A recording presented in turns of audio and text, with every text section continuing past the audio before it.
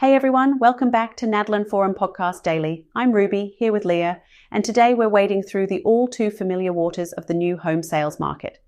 Leah, you know how we always hope to start these episodes saying, everything's up, the market's booming? Yeah, not today. July's new home sales just nudged down again, 0.6% drop, putting us at an annual rate of 652,000. And if you're looking at last year's numbers, we're 8.2% lower, which honestly sounds a bit like deja vu from every month before. Yeah, Ruby, it feels like we're trapped in this Groundhog Day cycle with new home sales. Just slow, kind of stuck, and really steady in a weird sort of way. The numbers bounce a little, but for what? 2 years now, sales have been hovering in that tight range. It's not the wild swings people remember from the old days, but honestly, that isn't always a bad thing, right?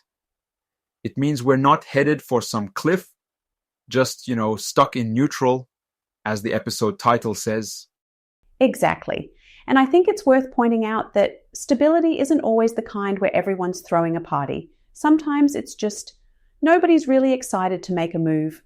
Reminds me of how last episode we talked about mortgage rates dropping to 6.5%. You'd think that would juice up sales, but clearly the buyers aren't breaking down doors. Leo, you mentioned something the other day about trying to buy in what everyone swore was a hot market, but actually feeling spoilt for choice. Yeah, absolutely. I remember this was maybe, 6-7 years ago. Everyone was talking about how crazy hot the market was. But when I started looking seriously, there were actually lots of options, kind of like what we're seeing now. Inventory is high, so buyers maybe feel like they have the upper hand, but the excitement's missing. It's almost like the market is crowded, but nobody's dancing, Wait, that's a terrible analogy. You get what I mean, though. Lots of homes, but nobody's really rushing in to grab them. People are just watching, not acting. No, I totally get you. Sometimes it's hot in theory, but when you're on the ground, it just feels tepid. Okay, so we've got this weird limbo, but is it the same story everywhere? Well, actually, no. That's where things get interesting. The West showed some real action. Sales up 11.7%. That's pretty wild compared to everywhere else. The South and Midwest both dipped, and the Northeast basically flat, like almost no movement at all. So the national story kind of splits when you zoom in on the regions. It's funny, like maybe regional swagger is the new trend here. It almost feels like the market's splintering, with the West out here saying, hey, we've still got it, while the rest of the country is just, hanging out by the punch bowl. And with inventory at almost 500,000 homes, that's a ton of supply across the country. But obviously what that means for buyers is so different depending on where you live. Are we looking at a more fractured national market? It really could go that way. High inventory isn't evenly spread.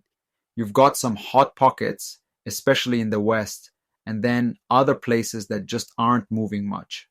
If you're a buyer in one of these active markets, maybe you're feeling some urgency. But other regions, honestly, it's more like a staring contest between buyers and sellers. Each region is playing by its own rules, and I think that's going to keep shaking up national headlines for a while. Yeah, and you've got to wonder if buyers are starting to pay more attention to regional stories instead of these big national numbers. Maybe people are like, forget the national news, what's happening in my zip code? That's a good point. We saw the same thing in previous episodes.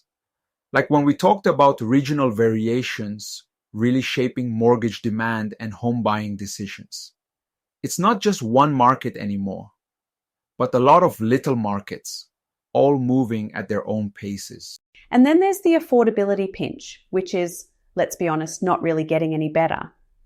Prices dipped a bit in July, but a lot of that isn't because homes are suddenly a bargain.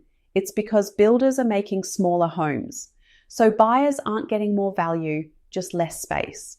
It's a little sneaky, if you ask me. Right.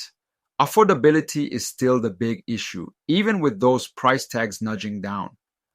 Buyers are really watching their wallets, and with mortgage rates still, hovering above 6%, even after that recent drop, they're even more careful. The sense I get is that both builders and buyers are just waiting things out. No one wants to make a big move when the outlook is so uncertain. Reminds me of when I first got to New York, looking for rentals back in 2010. You'd see all these listings. Everyone holding out for something better.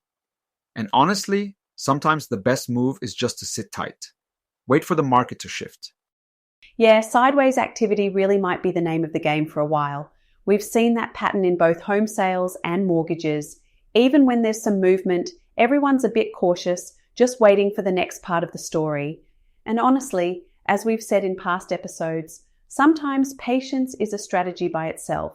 So for buyers, builders, and investors, maybe it's less about trying to time the absolute bottom and more about being ready for when the momentum does finally show up. Exactly. It's all about staying informed and being ready to pounce when the time is right. Keep watching your local market, stay agile, and, hope for a little more excitement in the next report, yeah? We'll be right here to break it all down for you, no matter what happens. Thanks for hanging out as always, Lior. Lots more to unpack in future episodes. Thanks, Ruby, and thanks everyone for listening. Catch you next time.